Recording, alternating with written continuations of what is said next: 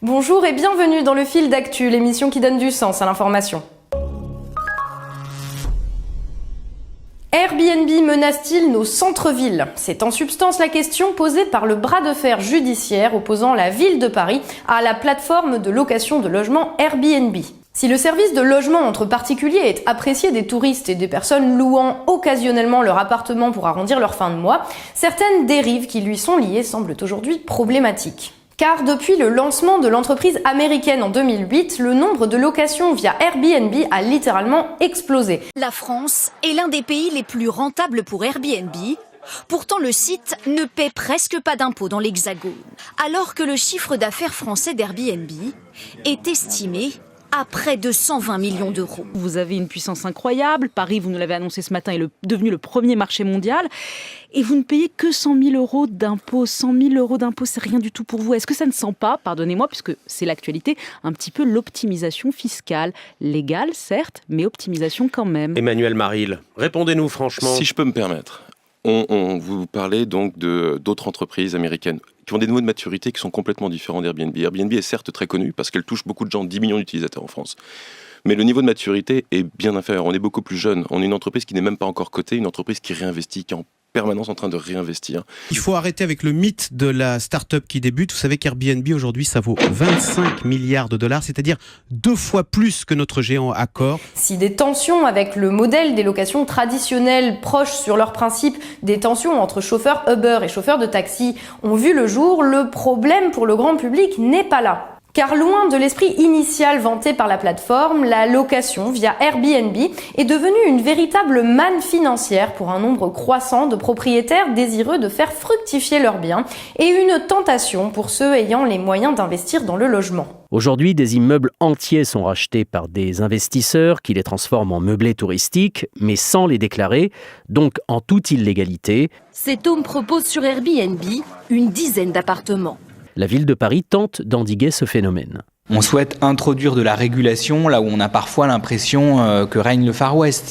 Il y a aujourd'hui plus de 20 000 meublés touristiques illégaux dans la capitale, mais seule une quinzaine de propriétaires ont été condamnés en 2015. Il y a 25 contrôleurs à Paris pour 86 000 logements, absolument. Donc chacun doit gérer à peu près 86 000 logements Airbnb.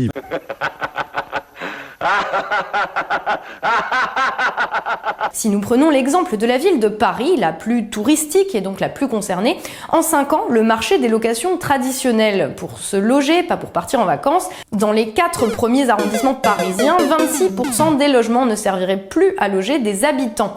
Ici, moins 5% d'habitants en 5 ans. Pour le maire, un désastre économique. Cette baisse de l'offre de location n'est bien sûr pas sans conséquence sur les loyers, d'autant que l'intérêt des propriétaires favorise la spéculation immobilière et donc l'envolée des prix au mètre carré. Loyer moyen d'un studio à Paris, 777 €.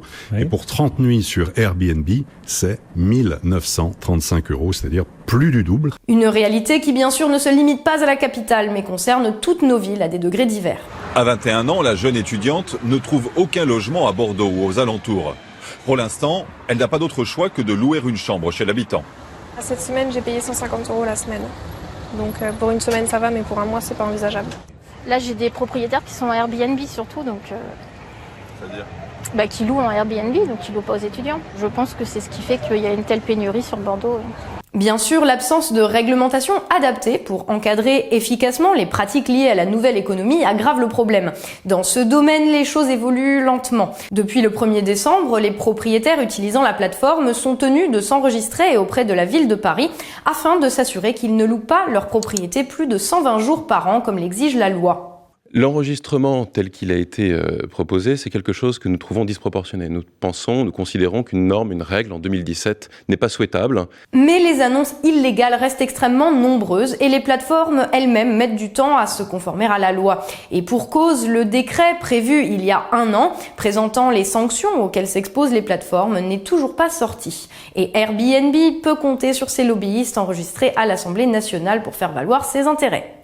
Le 11 décembre, Airbnb, sur demande de Bercy, a annoncé mettre fin à une pratique particulièrement problématique, la mise à disposition pour les propriétaires d'une carte de crédit permettant la réalisation des transactions dans le paradis fiscal de Gibraltar, leur permettant ainsi de frauder l'État. Mais dis-moi pas que c'est pas vrai! Mais si cette pratique a pu choquer, elle n'est que l'arbre qui cache une forêt de problèmes concrets. Est-il acceptable qu'aujourd'hui, des pratiques spéculatives permettant l'enrichissement de quelques-uns en fassent payer le prix à la collectivité, alors même que le logement représente déjà la première dépense des Français et que plusieurs millions de nos compatriotes sont logés dans des conditions indignes, voire contraints de dormir dans la rue?